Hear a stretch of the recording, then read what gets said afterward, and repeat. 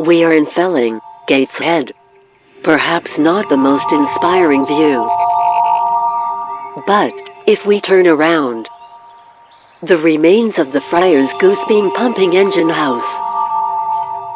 Built in the early 19th century, it was one of a series of engines built to drain the Tyne coal basin, to help stop coal mines from flooding, in other words.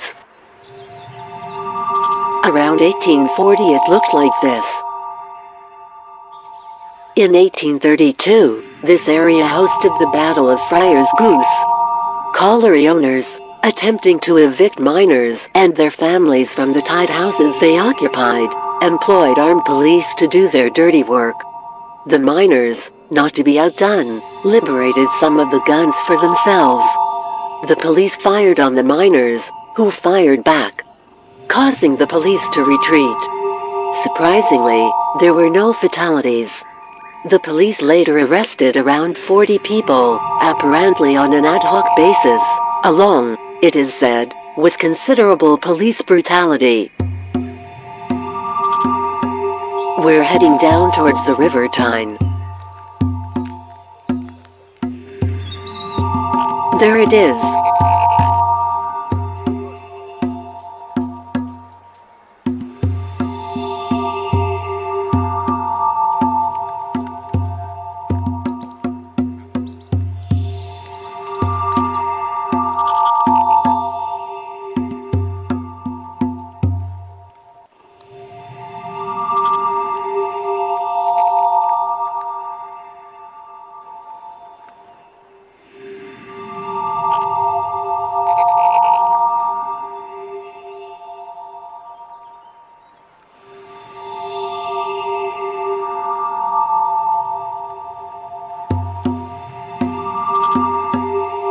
We're heading westwards along the river.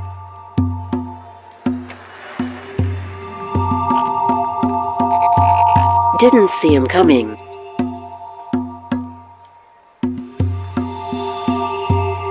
Nor him.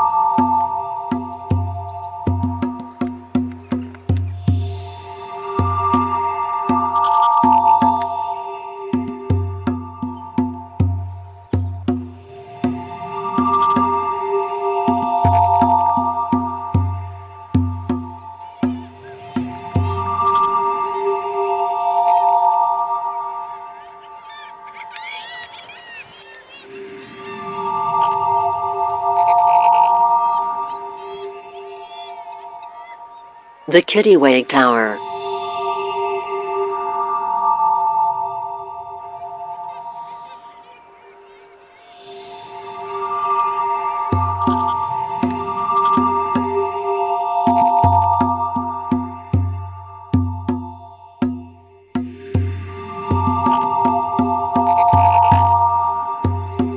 We divert away from the river here, into classic interzone territory.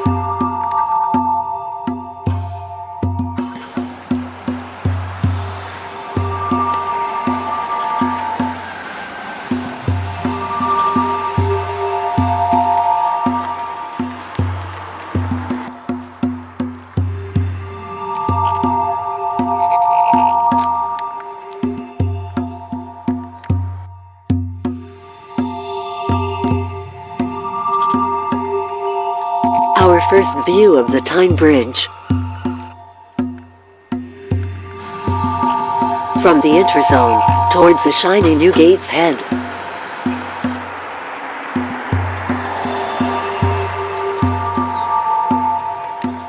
The Baltic Arts Centre.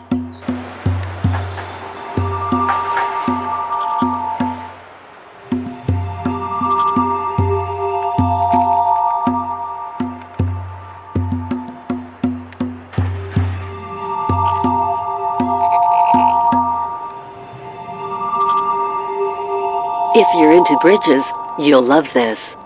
We're coming up to the first of no less than 7 bridges along this stretch of the river. The Millennium Bridge opened in 2001.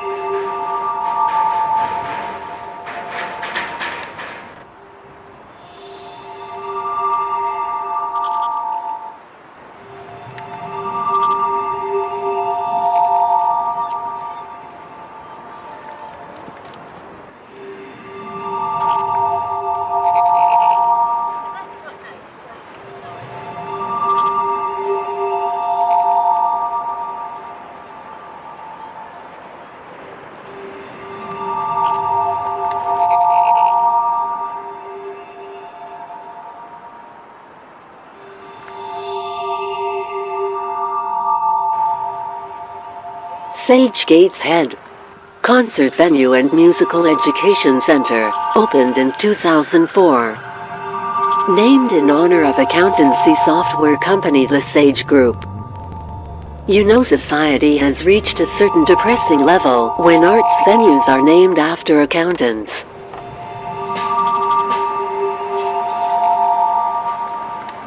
The Tyne Bridge, opened in 1928.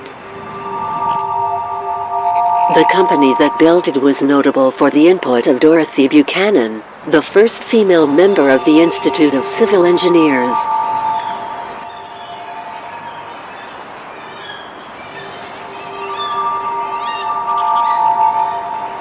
More kittiwakes.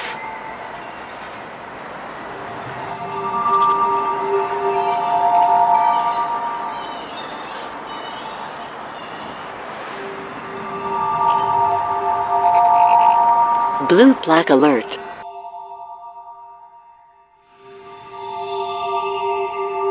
The Great Fire of Gateshead. Tightly packed warehouses, full of inflammable and explosive stuff. An explosion, heard 40 miles away. Burning debris hurled across the river into Newcastle. With predictable results. The light of the flames could be seen, reflected in the sky, 50 miles away at North Ullerton. The Swing Bridge. Generally supposed to be on the site of the Roman bridge across the Tyne, built around the year 122. Across the river, you can see the structure that put the castle into Newcastle.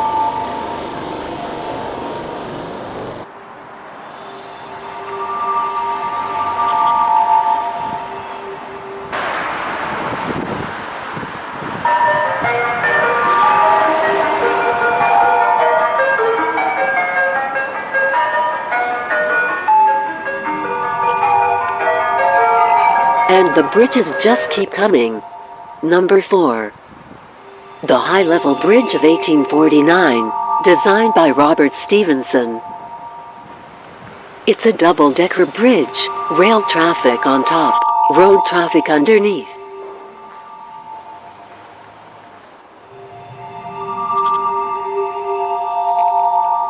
We're entering the Gateshead Riverside Sculpture Park. This is called Rise and Fall, by Lulu Quinn, 2007.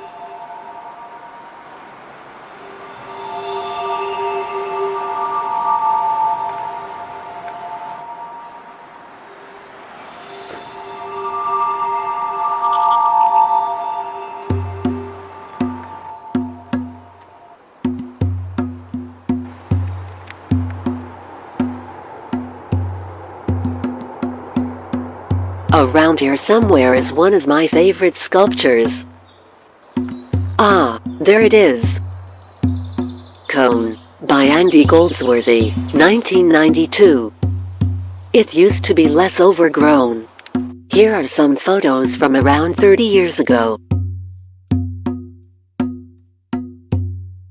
A tree has come down around it, and it's definitely lopsided now. Still, I suppose having a tree fall on you will do that. Goldsworthy's work has been noted for its awareness of the interaction with nature and its impermanence. His sculptures are often left to change, to fall down, erode or wash away. So I suppose we should view the encroaching undergrowth and the fallen tree as ongoing stages in a sculpture that is continuing to change. The Guardian is watching.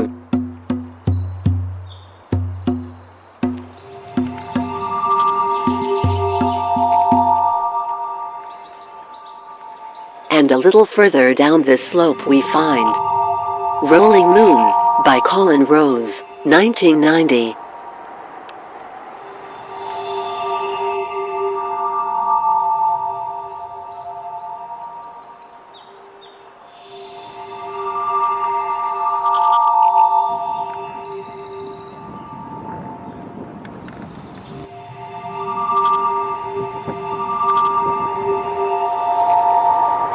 Bridge number 5. The Metro Bridge.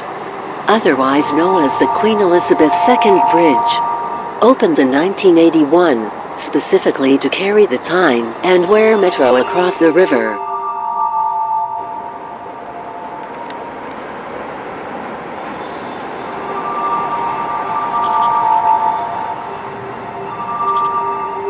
Goats, by Sally Matthews, 1992.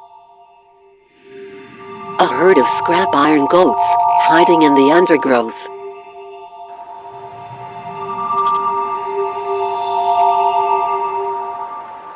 Bridge number 6. The Railway Bridge, alias the King Edward VII Bridge.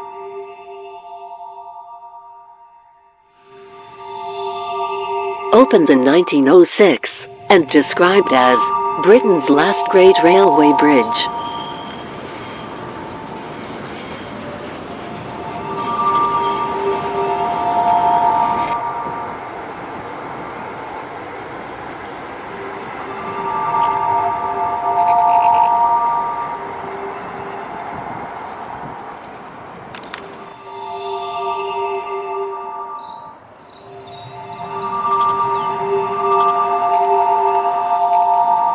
Not sure who was responsible for this little group, or what they represent.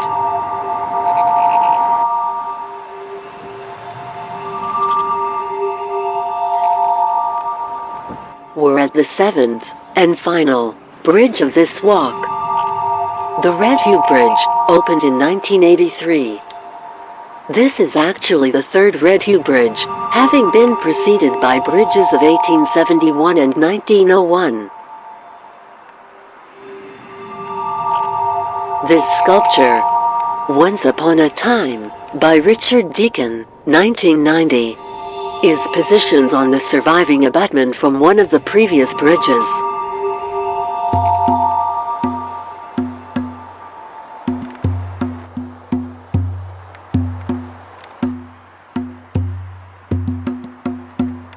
Wandering away from the river bank, I stumbled across this little group. Entrance feature, by Graham Hopper, 2005. It marks an entrance to the Gateshead Riverside Park. Love the crab.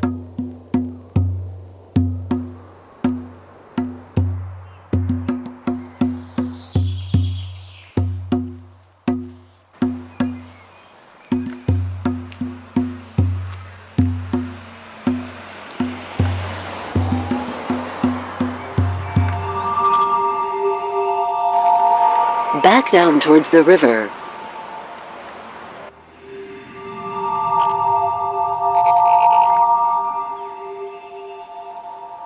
Dunston Staithes. Opened in 1893 as a structure for loading coal from the North Durham coalfield onto ships. It's reputed to be the largest wooden structure in Europe. In 1990, it became part of the Gateshead Garden Festival, allowing an opportunity to walk along it. An opportunity which I was happy to take advantage of. Here's a photo I took there. Primarily of the labyrinth, but the Staithes get in on the shot too. Unfortunately, the Staithes are an attraction for arsonists, and they suffered fire damage in 2003, 2010, 2019 and 2020. Fire damage is why there's the section missing.